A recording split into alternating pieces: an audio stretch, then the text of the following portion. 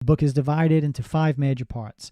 The first deals with the impact of the scientific technological revolution on world affairs in general, discussing more specifically the ambiguous position of the principal disseminator of that revolution, the United States.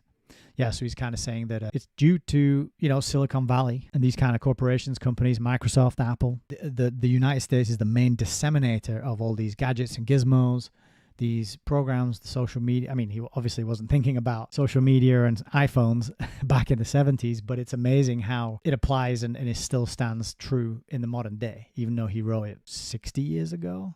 And analyzing the effects of the technological electronic revolution on the so-called third world. The second part examines how the foregoing considerations have affected the content, style, and format of man's political outlook on his global reality, with particular reference to the changing role of ideology. The third part assesses the contemporary relevance of communism to problems of modernity, looking first at the experience of the Soviet Union and then examining the overall condition of international communism as a movement that once sought to combine internationalism and humanism. The fourth part focuses on the United States, a society that is both a social pioneer and a guinea pig for mankind. A guinea pig, that's a very interesting term. See, I've said before on these live streams that I feel like the various systems and nations that we live in, and they're all experiments. They're testing out and running these different forms of control, be it religious, political, financial, cultural, economic, and all these things are experiments, and they're testing different systems in different places on different groups of people to